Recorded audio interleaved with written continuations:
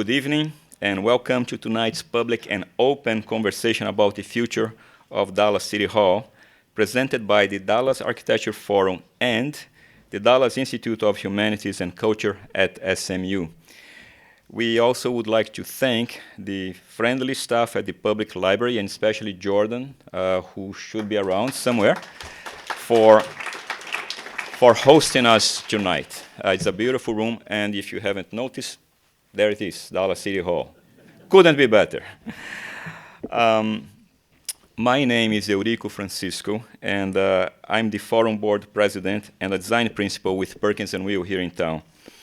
I will give you an overview of our program and introduce our three speakers tonight. Forum's lectures, the Dallas Architecture Forum's lectures, events, and gatherings typically celebrate architecture, planning, and design. There is generally a festive, positive atmosphere in those events. Tonight, however, is a different kind of gathering, as there isn't much to celebrate. Instead, we are gathered here because we are all concerned, and some of us are actually quite upset by the news surrounding the fate of City Hall.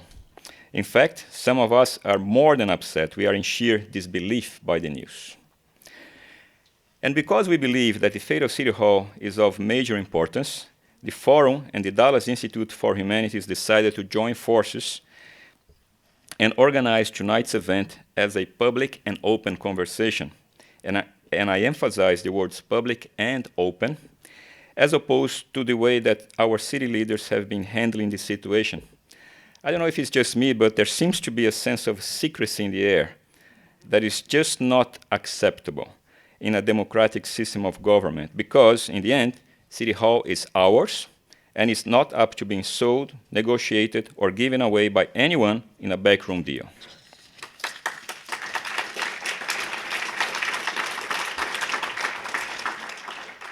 Now, some have said that we architects, many of us in the room here are architects, we architects want to preserve City Hall simply because it was designed by a famous architect. Of course, I M Pei is famous, and we all know him and his work, but that's not the fundamental reason why City Hall deserves attention. There is a lot more to this story, and that's what we plan to talk about tonight.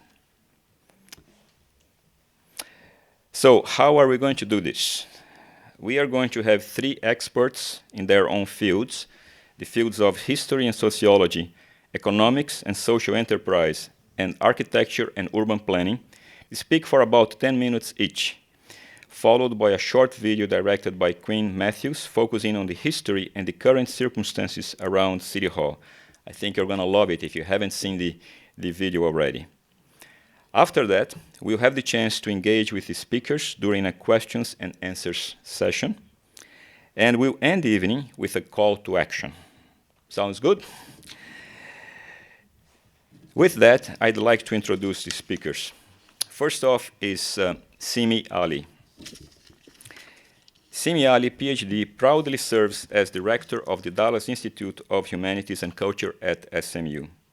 For more than 45 years, the Institute's What Makes a City conferences have convened thoughtful people to consider questions about the soul of the city and its well-being. Dr. Ali has earned numerous accolades for her work in the humanities, both within and outside academia.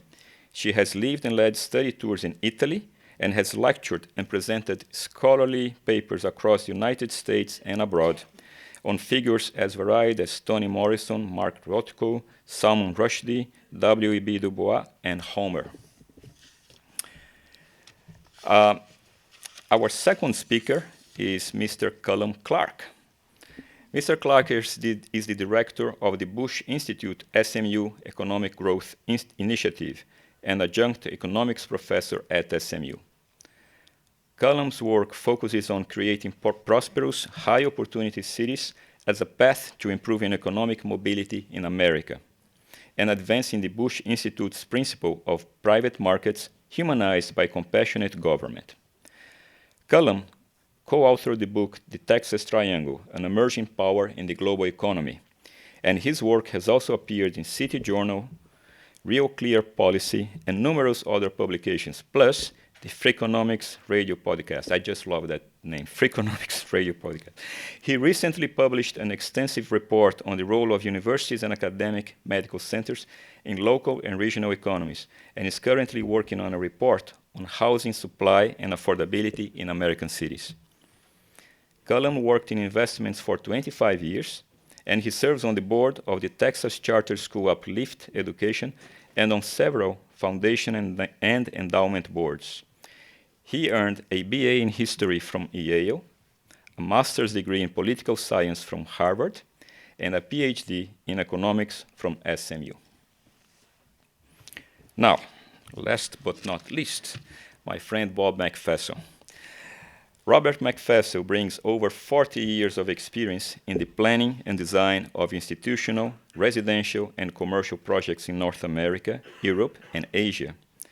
Many of these projects have been recognized for innovation and excellence in urban design, architecture, sustainability, and preservation from professional and industry organizations, including AIA Dallas, the Texas Society of Architects, Docomomo US, Preservation Dallas, and Preservation Texas. He has served as president of leading organizations involved with the quality of the built environment, including our own Dallas Architecture Forum, Docomomo US, the Trinity Commons Foundation, AIA Dallas, and Preservation Dallas. He speaks often at professional conferences, political forums, and educational events. Bob is a founding principal of DSG & Associates, recipient of the Texas Society of Architects Firm Award in 2020, and AIA Dallas Firm of the Year in 1999 and 2018.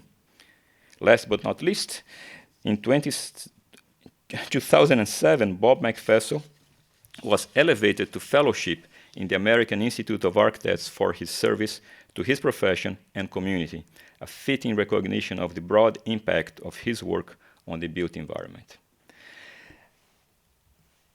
I need to remind everybody to silence your phones. My phone has been silenced already. And I'd like to call now Seemee to get us started.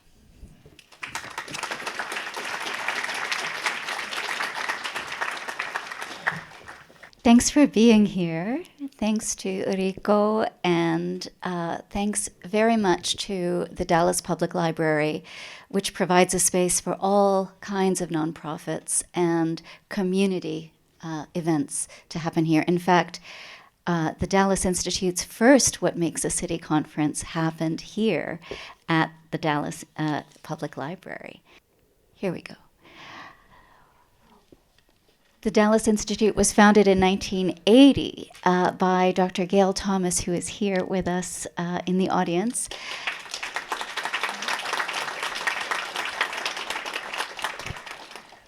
Thank you. Thank you. And we've been asking the same question, what makes a city, for 40 years, more than 40 years. And I love this picture because it provides one answer to what makes a city. So before we dive into the nitty-gritty of the question that is in front of us, what is the future of our city hall, we thought it might be a good idea to establish the framework for this conversation. And I was asked to speak not really because I have any expertise in architecture, as Bob Meckfessel does, or in economics, as Cullum Clark does, but really because I'm a citizen of Dallas who cares very much about our urban and communal life together. So let me just say just a few broad things before we dive into the question.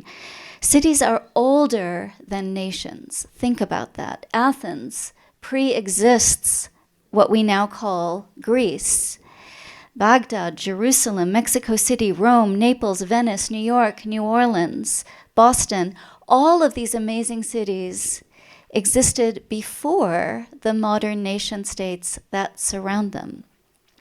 Talk to people from these great cities, the cities that endure, and you discover that they will identify themselves with their city before they identify themselves with their nation.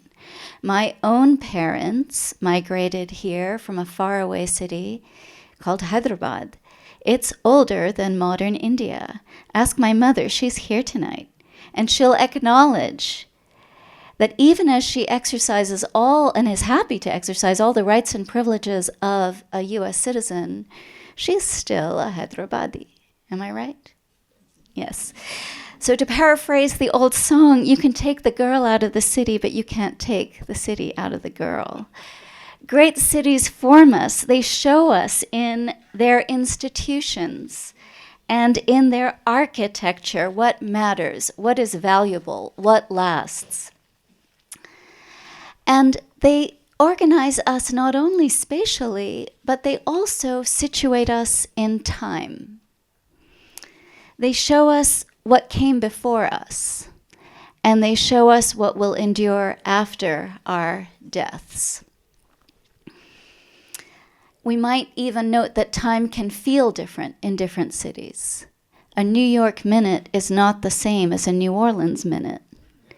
And carnival time in New Orleans is ignored in the hustle and bustle of New York City. So cities form us not only because they are organized to accommodate marketplaces and schools and other communal activities, but because there's something about our human lives that we can feel, and we can feel our place in history in a great city. Not in every city, but in great cities. So as an example, I just want to share with you something from Athens, from the ancient world. This is an oath that young men took when between the ages of 18 and 20, they're becoming adults and they're becoming citizens. And I was tempted to ask you to take this vow with me today,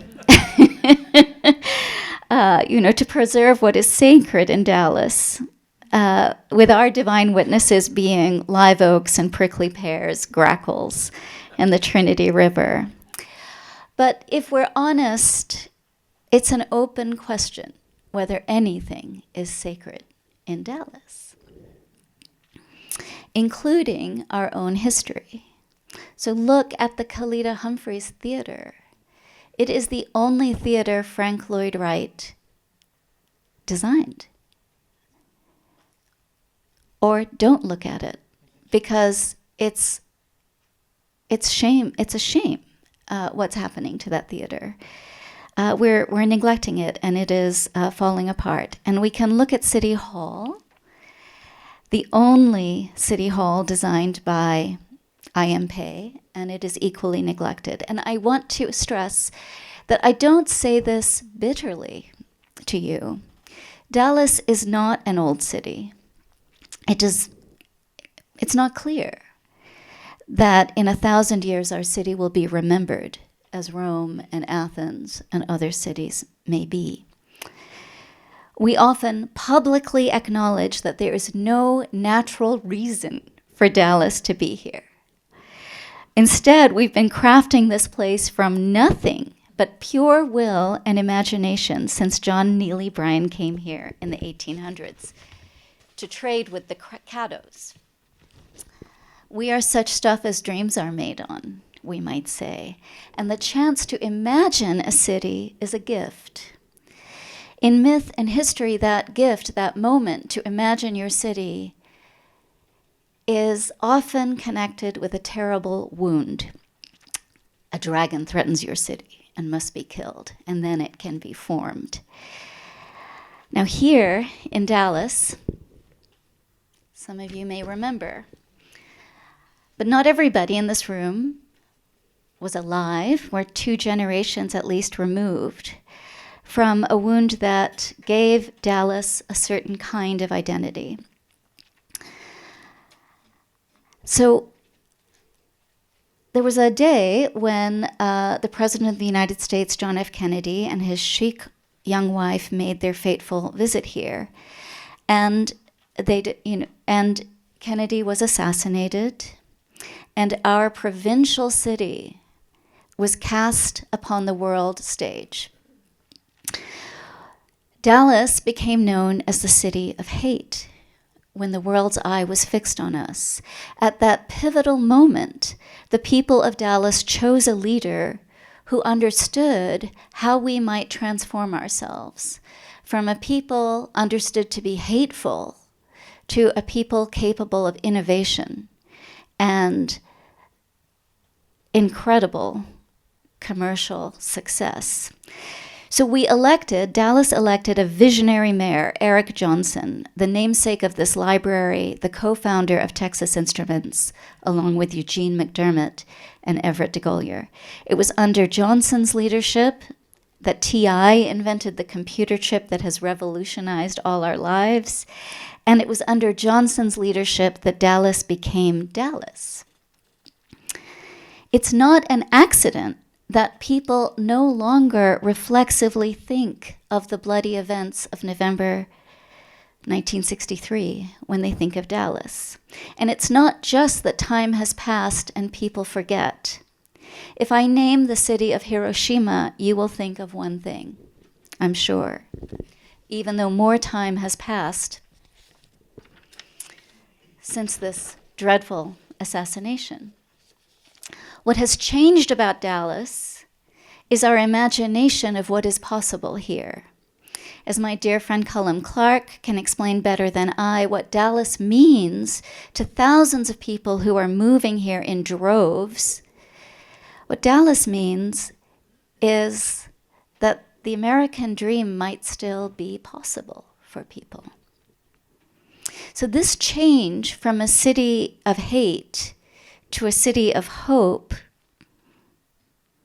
is in large part due to Erik Jonsson's extraordinary leadership. And when it was time to build a new city hall, for example, his selection of I M Pei as the architect was deeply symbolic. Pei was the same architect that Jackie Kennedy had commissioned to build the Memorial Library in her husband's honor. You can see in this picture how intensely involved she is in the project. Pei's face is slightly obscured. Here in Dallas, Pei understood that the dream of our city was to project itself forward into the future and not to dwell in a dreadful moment. So Pei designed a building that leans forward, rather into the future, rather than shrinking back from it. Its form is an inverted pyramid. While the ancient pyramids of Egypt represent the might and power of pharaohs, even after their death, Pei's City Hall is meant to remind us of our own kind of clunky democracy. The first floor of the building would feel intimate and embracing. And then, the work goes on. And taking this commission, Pei understood. He listened carefully to what the people of Dallas wanted. And what he said is that when you do a city hall, it has to convey an image of the people. And this city hall has to represent the people of Dallas, the people I met, rich and poor, powerful and not so powerful, were all very proud of their city. They felt that Dallas was the greatest city there was, and I could not disappoint them. So the last time I was in City Hall was to mark the inauguration of our first poet laureate, that happened in the flag room of City Hall. I wrote to him and said, "What do you think about what's going on? What do you think about City Hall? What do you think about the conversation there?" The poet laureate occupies an office in this library building on the third floor and has this remarkable view of the building. And Joaquin wrote back and said this: "I remember how mystified I was by that edifice over there as a young person. It seemed to be leaning into the wind at all times, like a sail carrying a city forward. It has always been one of the buildings in Dallas that is odd and breathtaking to me. it challenges people. It's one of the buildings that makes Dallas Dallas. It's vibrant and exhilarating, much like our city. Now, I'm about to pass the baton to Cullum Clark, Dr. Clark, the economist, who will say more serious and practical things than I've just said. We're going to gather together after, if you like. I've been asked to tell you there's a wonderful place called Bucket and Rope nearby, and please come and join us. We can pick up this thread or any other at Bucket and Rope, the restaurant near the farmers market in a moment. But please just remember that if you remember anything of what I've just said, there's something about imagining a city and the gift of imagining a city that emerges from a wound. It is possible that we are about to create a new wound, and we will have to imagine our city again. With that, I pass the baton to Dr. Cullum Clark. Wonderful.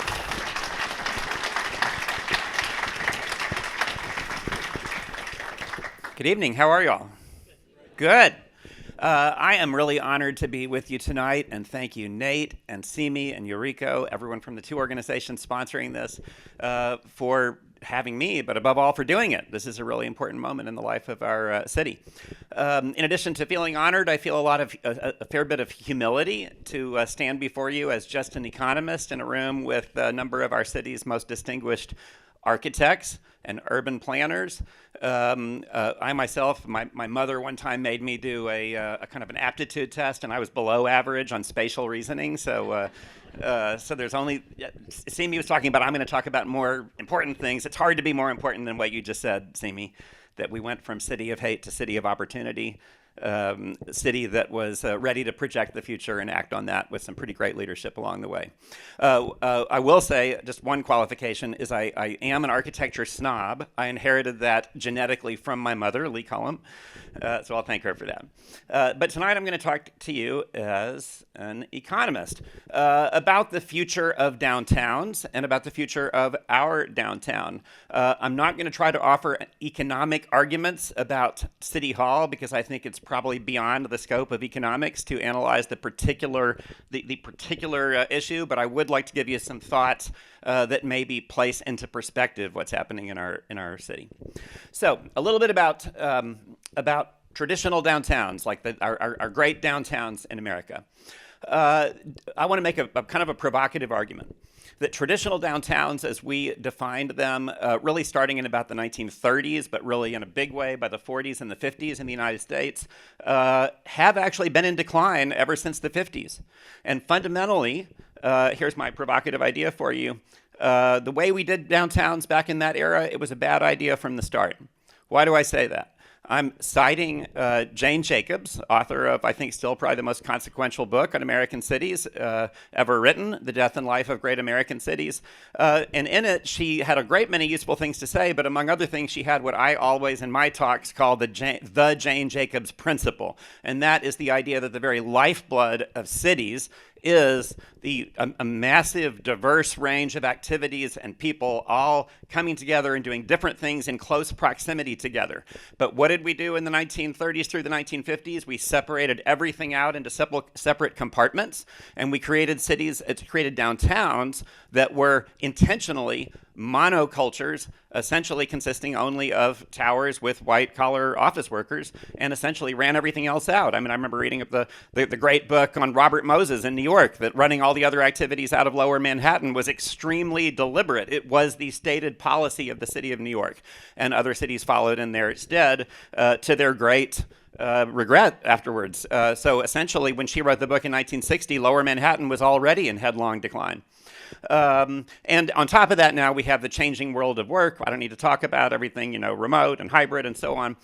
So it's a bad idea that's been getting worse. But here's a really good idea, a really profound idea. One of the best ideas anyone ever came up with is cities. and the idea that we have a possibility of recreating what actually makes cities great in our downtowns. So while I am pretty darn bearish, actually, about the future of our downtown or any downtown, if optimism means predicting that what existed several decades ago will come back, I think I'm actually, on the other hand, very optimistic that we can create a future that's really quite different. A future of a downtown as a vibrant, live, work, play, learn environment, building on the unique assets of our downtown, building something totally different, exactly what American cities tried to expunge several decades ago, and it was a mistake. So, downtown Dallas, a few facts, and I'm going to get kind of economics-y on you. So let's get the facts straight. Our office real estate in downtown Dallas consists of about 20 million square feet. We have already taken about 4.5 million square feet out of that since 2010 through demolition and in some cases conversion to residential. Today we have on an average weekday about 40,000 people working in the central business district. And please note, I'm not including uptown, so south of Woodall Rogers, south of Clyde Warren Park. I think appropriately you'd probably want to consider that that Dallas's true downtown today is the central business district plus uptown, and before long plus the sort of lopping over to the south side of I-30 as well. But for the moment, let's just talk about the central business district. That 40,000 is down from more than 100,000 at its peak. So we've had about a 60% decline. That 100,000 figure comes from Google Gemini, and I don't know about you all, I believe everything that I read from AI. I'm kidding. But actually, if I started to think through the math, and I think it works pretty well. By the way, out of the 40,000 there, about 4,000 to 5,000 on a given Monday through Friday would be at AT&T. We all know that they're moving. And about 2,000-ish in City Hall. So despite the fact that we've taken 4.5 million square feet out, we still have about 27% vacancy. And that is among the highest vacancy rates of any submarket, as real estate people call it, in the greater Dallas area. And essentially, it's pretty similar to all of the sort of the old downtowns everywhere in America. They're all kind of in the 25 to 30% range, and generally not getting better. So there's pretty tough trends there. On the other hand, how about people living in the central business district? Well, as we speak, there's about 16,000, according to Downtown Dallas, Inc. Maybe if Jennifer Scripps is here, she can update me on that, because I was looking at a report that I think is about a year old. It's probably gone up a little bit. Living in just over 10,000 housing units. If you went back to the year 2000, that number would essentially round to zero. That's a pretty big success story. 3,400 more units in the pipeline today, which would take the downtown population to about 20,000 in the central business district, plus about 25,000 and growing fast in uptown. So that's a pretty lively, that's something you can build on there.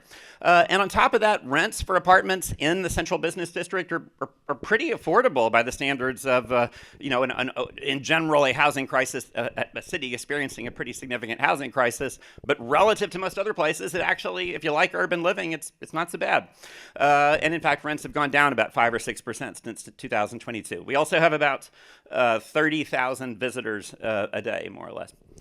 So you're not going to be able to read this probably from a distance, but I will tell you what it says. Let's compare our downtown to some others.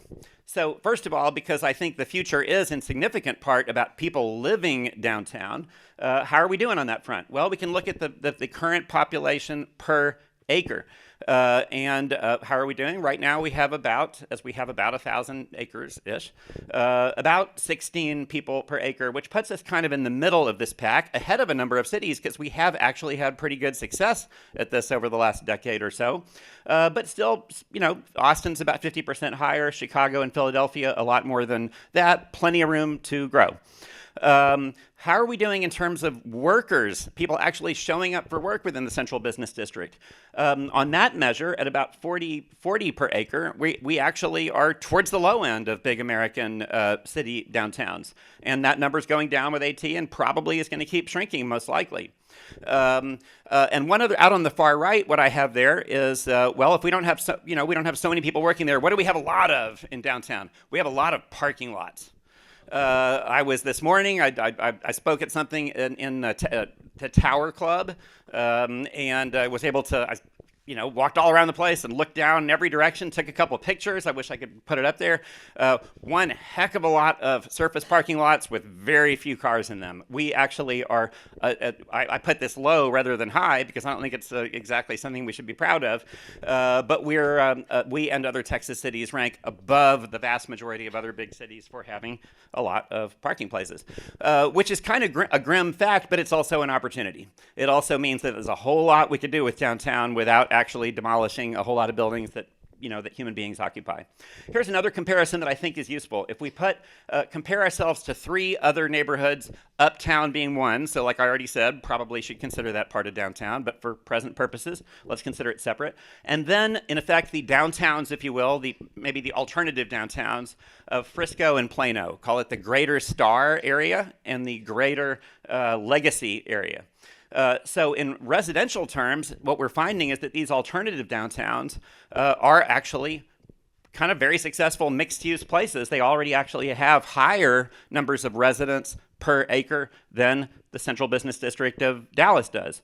If we look at the number of workers, the Greater Star area is at about 75. It's almost twice as high as downtown Dallas on a per acre basis, though it is still somewhat smaller. It's going to grow to become probably about as big. And the Greater Legacy area in Plano already exceeds 100,000 people. It's 2.5 times more workers than on a given weekday than downtown Dallas. And Uptown, about 20,000 and growing fast. What does all that tell us? Lots of competition. If you want to plan your strategy around trying to attract a whole lot more companies to come to downtown Dallas, well, they got a lot of other options, even in this metropolitan area, leaving aside the other ones out there. Here's a population that is underrepresented in downtown and I believe has enormous room to grow. Students. So on the far left, 4-year colleges. How many 4-year college students coming to school each day in a downtown, Dallas against other places? And the answer is about 400 a day. And that's a pretty tiny figure relative to a lot of places.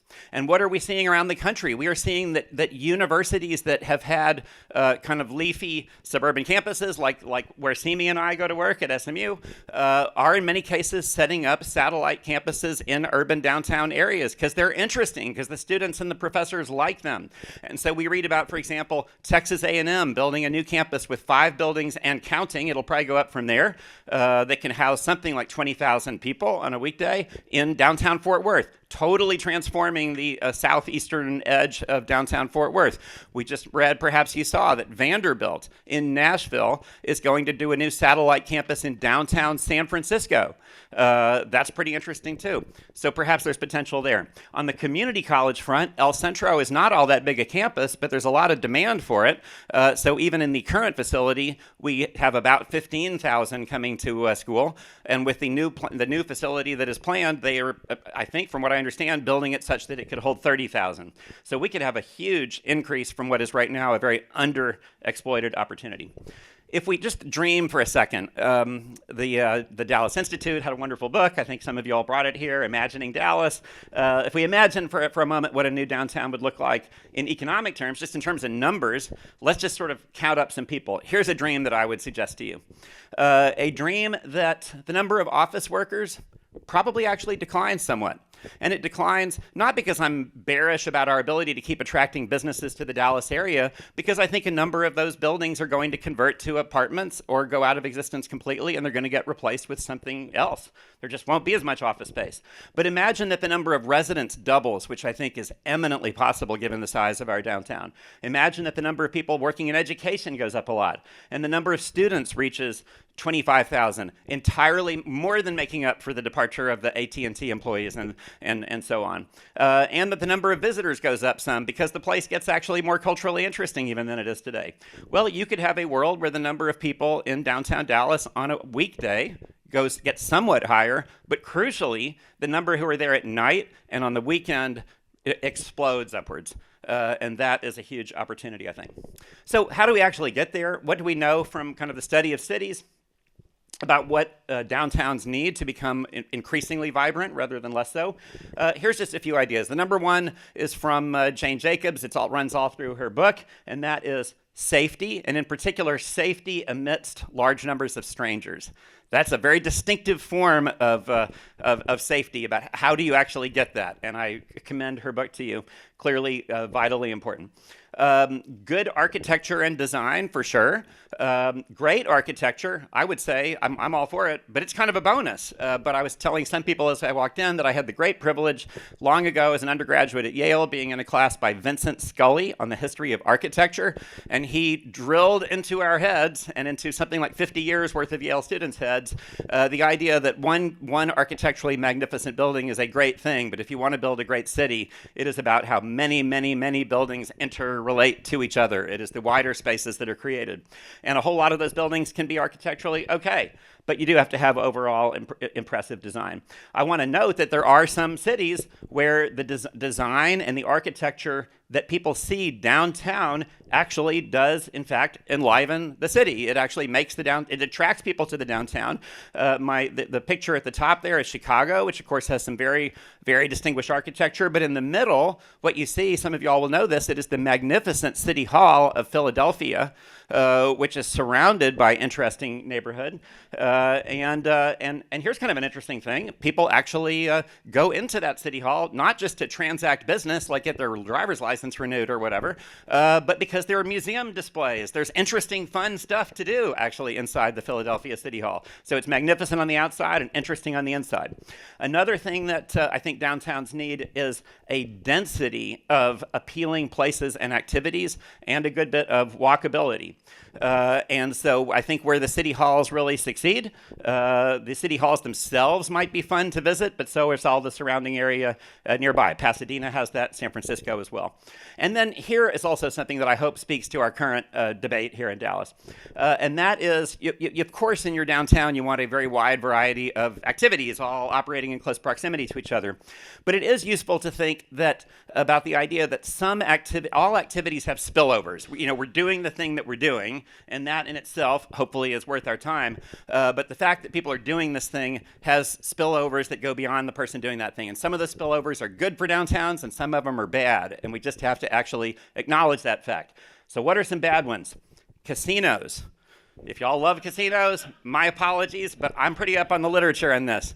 And I can tell you that what casinos give rise to, you may like going into them. I have nothing against, like I said, if you like the activity, do the activity, go to Vegas, it's great. But it's extremely well documented that casinos do in fact create spillovers in the form of binge drinking outside the casino, drug use, prostitution, all of these things do tend to go up in that immediate proximity. Here's another thing that I think has been less described in the literature, but I would absolutely bet that I'm right on this one.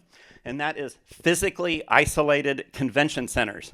Because physically isolated convention centers that are surrounded by a whole lot of, nothing, a lot of surface parking and so forth, if they're wildly successful, have no conventioneers in them 60% of the time. Success means having the visitors 40% of the time. And 60% of the time, there's no one there. It's a ghost town. It's downright scary. And yet you can get past that. The picture in the bottom is Nashville. Has anyone seen the Nashville Convention Center? Well, I'm not really personally that into the whole convention business, but I'll tell you this. The Nashville Convention Center is physically joined to the Country Music Museum and Hall of Fame, which is open, every day. Doesn't matter whether conventioneers are in town or not. It's physically attached to a very, very good hotel as big as the Omni. It's directly across the street from a lot of other downtown activities. Really short walk to their city hall.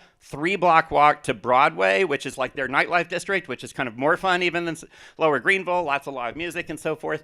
So it actually is embedded in the downtown, and it works. So what are some activities that produce good spillovers? Well, diverse residences, lots of people living there. People living in a place make that place better.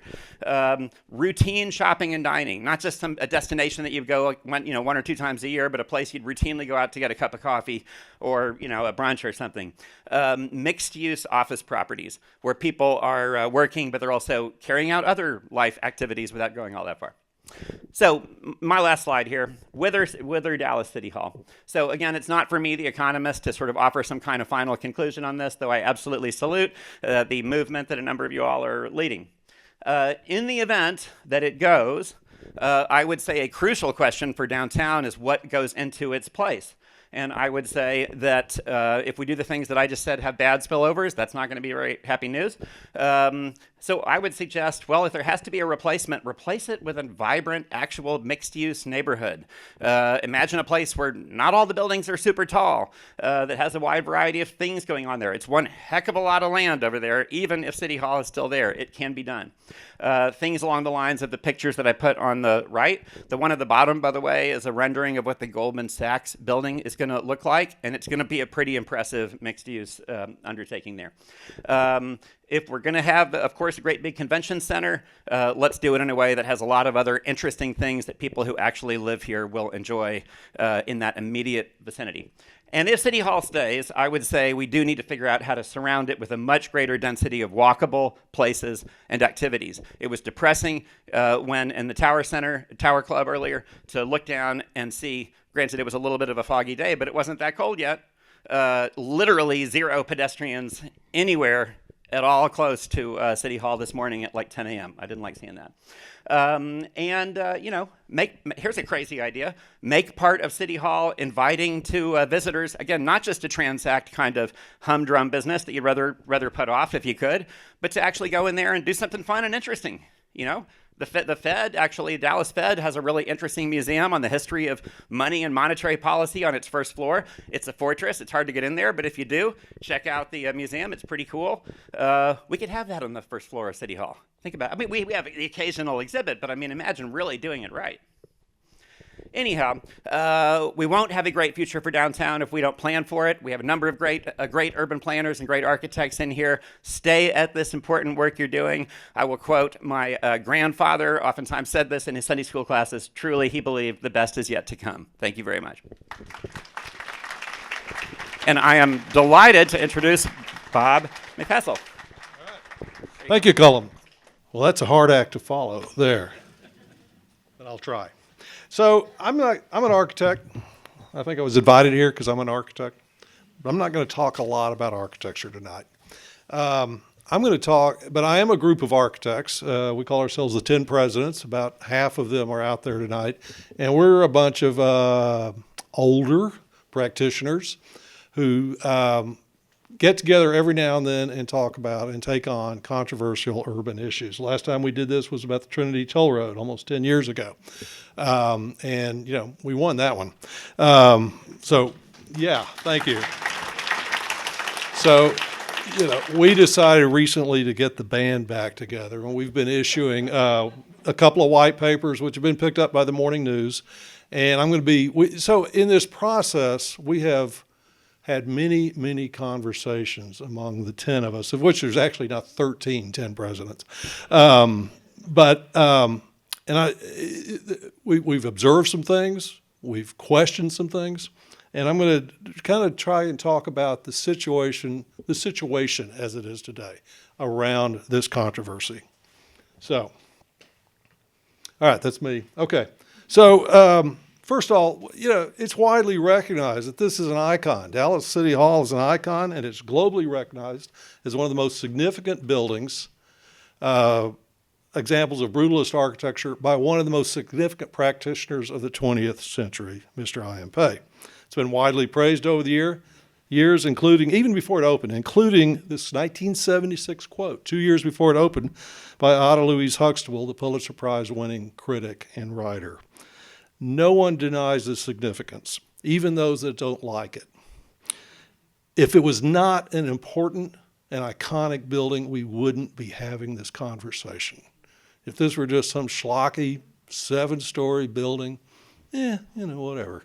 But it's important, and that's why we're talking about it today. But there's been a curious response to this. Some try to talk about this building. Rather than denying the significance, they try to run it down. They attack it or its supporters with spurious claims and adjectives unsupported by evidence. These are some of their actual words. I'm quoting here. We had 2 mayors recently write an op-ed piece, and they called it dilapidated. I don't know if you've been in City Hall lately, But I think a dilapidated is like a house or a trailer park that's about to fall down. City Hall, when I'm sitting in the council chambers, I look around and I go, this looks pretty good. It's not dilapidated. They call us emotional and nostalgic. Again, I'm not sure what that means, but those of us advocating for it via op-eds, via letters, via sitting up here talking, are the ones citing facts. This isn't about nostalgia. This is about the truth, and we're trying to get it out there. We're not pining for DeLoreans here. Some say it's an impediment to development. That's a mystery. Even though there's plenty of land in the southern sector, there's plenty of land on the west at Reunion, and Victory has land, and the east side has land. And it seems obsolete. That was a quote I like. It seems obsolete, and it's inefficient. Okay, so that's curious to me, particularly inefficient. We're all in a panic, as we should be. We should be upset about AT&T leaving, but why are they leaving? One reason is they're leaving because they don't want to be in a high-rise anymore. They want to go out and they want to be in a low-rise or a mid-rise. Goldman Sachs is building their complex. The highest point in that is 14 acres. They don't want to be in a tower. So what is being proposed? Let's leave our 7-story city hall and move to a high-rise. How is that more efficient? Okay, so they resort to scare tactics because they have no evidence. Up to $595 million to repair. Well, when this conversation started about 4 months ago, it was $60 million. Then it went to $100 million. Then it went to $350 million, and it's been up to $595 million. I'm not even going to talk further about that. I mean, you cannot give any credibility to that. The Mavs will leave downtown. So I've got a personal connection to this. That's a very young me, 28 years ago. I wrote a piece for the Architectural Record about American Airlines Arena, of which the city of Dallas contributed $120 million, which would be about $240 million a day, if this sounds familiar. And I was upset about the process of selecting the architect, and that's why I wrote that piece. But the bottom is Reunion. I toured that under construction as a young architect. I'm not that old. 20 years it's gone. I wrote this piece about this. 25 years later, we're talking about abandoning it. If we abandon it, it'll get torn down. So fool me once, shame on me, or shame on you. Fool me twice, shame on me. Fool me 3 times, we don't even have an answer for that. I mean, what is that? But it's foolish. Okay. Downtown will die. As Cullum well pointed out, downtown's not dying. It could be better, but it's not dying. There are more people living downtown, a lot more than there were. There's more parks, there's more restaurants, there's more shops, there's more hotels, and there's more tourists. Downtown is not dying. Preserving heritage is nice, but only hard numbers really matter. Preservation's cute. It's something that y'all go do, but we're going to really build a city here. Okay, let's talk about hard number. Here's a hard number. Over 40 projects downtown have used federal, state, and local tax credits and incentives to renovate them. That has tracked almost exactly the rebirth of downtown. If it weren't for preservation, and if it weren't for using those smart development, downtown would not have been reborn. Thank you. Preservation is not about emotion. It's not about nostalgia. It works. It's a smart urban design. It's a smart development tool. And those tools could also be used to renovate downtown, something else we should talk about. Those incentives are available to us as well.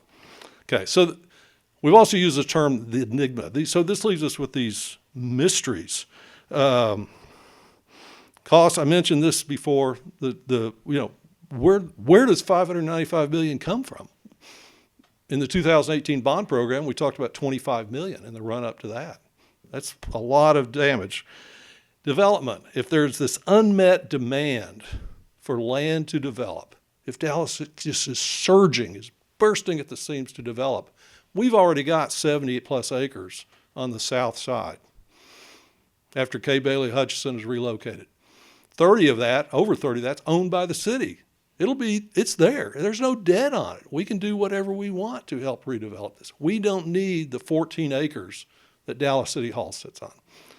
If there's this demand, why hasn't it developed? Whatever's in the way, it's not Dallas City Hall. And then the rebirth of downtown exactly parallels the use of preservation. Okay, so a vacuum of validity. I kind of like that. So when you Google zero, what you get is either a zero or a Japanese fighter plane. Well, the zero was boring. I thought, well, is a fighter plane appropriate? Okay, it is, because this is very much a coordinated sneak attack on our civic center. And it was launched by certain people, ironically in City Hall and others outside of City Hall, in a very coordinated fashion to take this on. It was a complete surprise attack. So, what does this mean? There's been zero stakeholder input, except maybe from the Mavericks. Maybe they were one of the stakeholders. There's been zero analysis and discussion of what's actually wrong with downtown. Everyone's saying, oh no, it's City Hall. Cullum pointed out there's a lot that can be done. Safety, better sidewalks, more restaurants, more shopping, convert the empty office buildings. But that's not been discussed. There's zero lack of a clear vision for City Hall. The RFP that is out there for alternative space offers lease terms of 7, 10, 25, and more years. It has 3 different scenarios: 1 City Hall, 2 City Halls, 3 City Halls, split up by different things, by different uses. There's no idea here. We're going to the development community and saying, what do you think we ought to have for our City Hall? They're not asking the citizens what we want for our City Hall. And there's zero, well, actually we learned a little more about what's really up with the Mavericks in the paper this morning. So this is Nate made me turn my slides in 2 days ago, so these aren't quite up to date. Okay, so these are important questions. What is our collective vision for downtown? Our collective vision for downtown, not the Mavs vision for downtown, our collective vision. Is it to be focused on corporate interests? And I have nothing against developers. My clients are mostly developers. We can't build a city without developers, but they're not the only people playing in this game. Or is it about building a great place for residents and citizens and visitors? What do we need to do to continue the success we've had downtown, which is great? Is a sports arena a critical part of that? Let's have that conversation. More importantly, is a casino an important part of that? Let's have that conversation. In addition to the activities that Cullum talked about, which are less than desirable, gambling isn't legal in Texas right now. The casinos aren't legal in Texas right now. So we're going to have an empty piece of land until it is, waiting a casino. Even worse, should we get a casino, not only are there these activities, but casinos tend to be kind of big behemoths. Casinos don't want to open up to the surrounding urban context. Go to Las Vegas, you walk through a little door and you're in the casino, but it's not happening out on the street. Whatever the answers,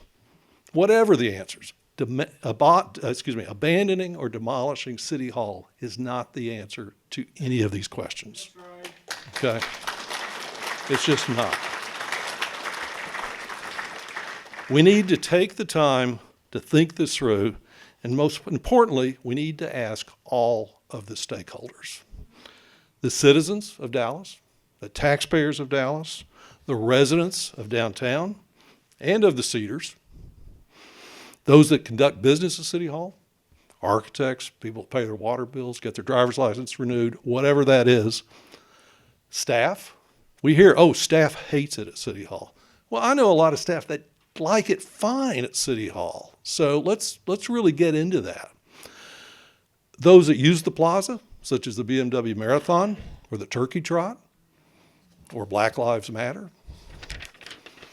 So, in closing, these are important questions. Abandoning City Hall will not solve them. Don't trivialize them by rushing them. Take the time to think this through and consult the stakeholders and include the citizens in this conversation. Finally, simple takeaway. We own it. We don't have any debt on this thing. We don't have a house payment. We own this. It's important. It's not falling down. What's the hurry? Thank you. Nate Daly, Executive Director of the Dallas Architecture Forum. Thanks, Bob. Quin Mathews is a gift to the city of Dallas. He is out of the country, but he sends his best, and we're going to view a video he's done, actually two, he's put into one, about City Hall.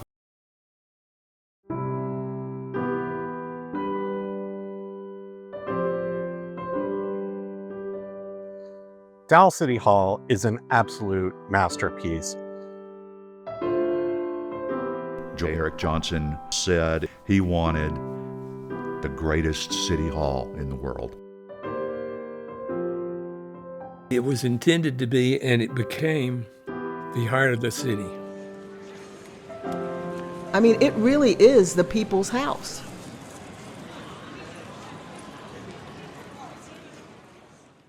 Dallas was looking for a new image for the obvious reasons. 1963, of course, and the tragedy of the assassination. Erik Jonsson became the mayor of the city and launched Goals for Dallas, which was meant to introduce citizens of all walks of life, all colors, to be involved in forming a new future for the city.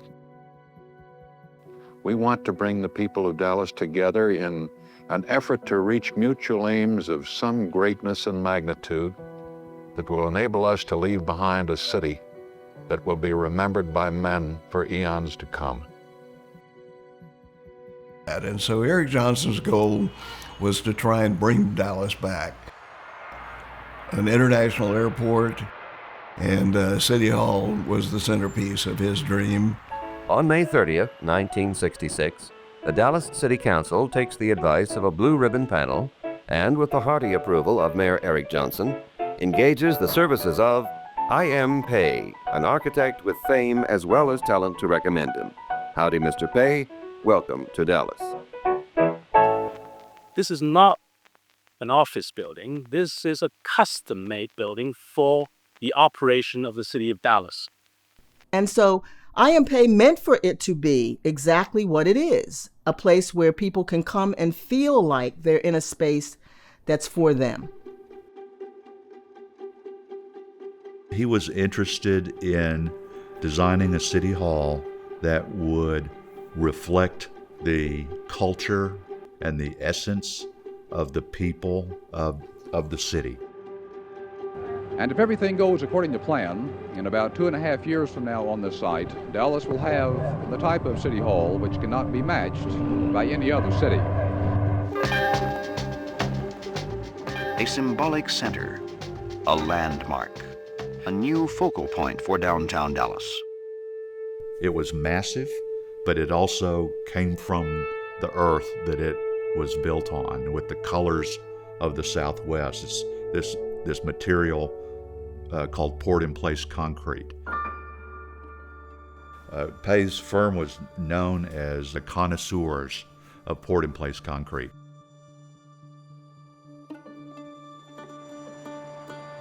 This was very, very exciting to have a building like this that they knew was going to have national publicity.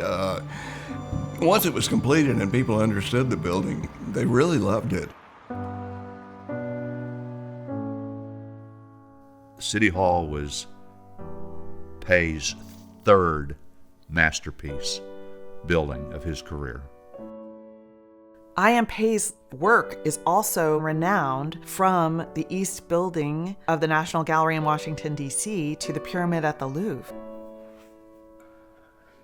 Pei's legacy is part of downtown Dallas.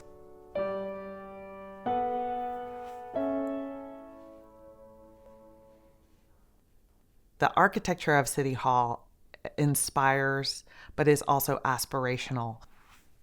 City Hall was universally acclaimed. New York Times architecture critic Ada Louise Huxtable calls the Dallas City Hall one of the most important public buildings in the country. This progressive and sophisticated and elegant and elite, dramatic, extreme kind of building, which I consider very, very fine. I don't think there's any more sophisticated way or knowledgeable way or even more beautiful way of handling a city than has been attempted there. It is a work of bold, formal design that speaks to the ambition and optimism of Dallas. On the interior, it is open and spacious and wildly dramatic, and it is an absolutely wonderful place for doing the city's business with open plan offices and the dramatic views of the city from its windows. So City Hall has both ceremonial and emergency functions that no other commercial office space would need or provide. It is something of an impenetrable fortress by design. It is a nerve center for emergency communications across departments. That ensures stability and continuity of operations even in the most extreme emergency situations. You still have 2 minutes, 21 seconds in your opening. Okay. But it's also a transparent space. And City Hall, our City Hall, is a building that gives that message. City Hall has been a place where everybody comes and feels like they belong. We've had protests, so it's a place where when people are not happy, they can go and know that they can be seen and heard. We've had numerous celebrations on City Hall Plaza. It's so many things.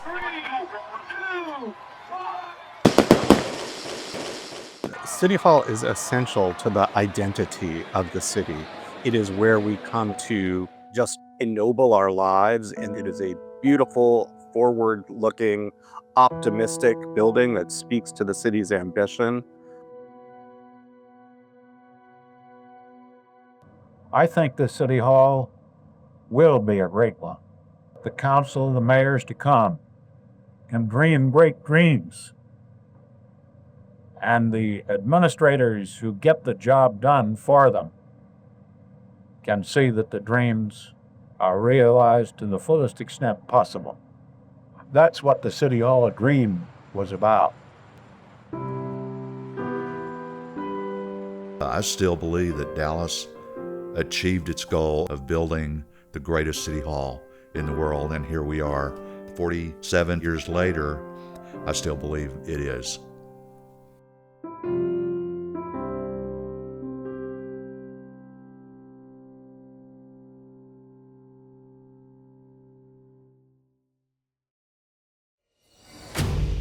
Okay, is Dallas City Hall falling apart? I mean, really falling apart? Beyond repair. There has been no study suggesting that there are serious structural problems at Dallas City Hall. But there is a detailed, independent study. I know the building very well. So what I did was, again, take a look at the projects that I was involved in and compare those to the repairs that were shown as outstanding in the facility condition assessment of 2016. There's no crisis at City Hall, let's put it that way. The building has been updated. The structural engineers have also identified there are no structural issues with the garage. There are just water infiltration issues. So there's not a single critical failing piece that would prevent them from continuing to operate at City Hall.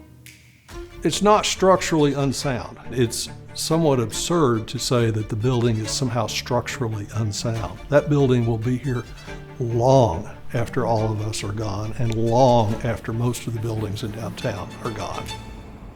It is a very stout building. Financial sinkhole? When this conversation started, the original numbers I recall seeing in the morning news were in the 60 million to 100 million range. And then somehow by the time it got in front of the finance committee of the council and in front of the city council, they were up to 350 million. And then after that, they went up to 595 million. So how can you take those numbers seriously? They feel like that. To be honest, they feel like propaganda. These numbers are so far out there, I wonder what drives them. I can't imagine we would need that much work without it being painfully obvious to any of us walking around. That, to me, would suggest there'd been a disaster, a catastrophe. It got hit by a tornado. It had a disastrous fire or something. But we all know none of that's the case. So what would repairs cost? My number comes to about $25 to $30 million in escalated number to today. It's not a defensible proposal to think that the city has to abandon City Hall to move into probably an equally old building downtown and start over. You know, this is one of the most surreal things when you're over there listening to these conversations in the council chambers in front of the council at the Horseshoe. They say, oh, this building's in horrible shape. It's falling apart. And then you look around this council chamber and you think, this is pretty good. I mean, there's not much wrong with this building. This is a very sound, very solid building. It's absurd on the face of it. There is absolutely nothing to indicate that this building isn't viable for centuries. Truly, this is Roman architecture at its finest. The building itself will never fall down. I believe it will last 1,000 years. I don't know how anyone will be able to tear it down, actually.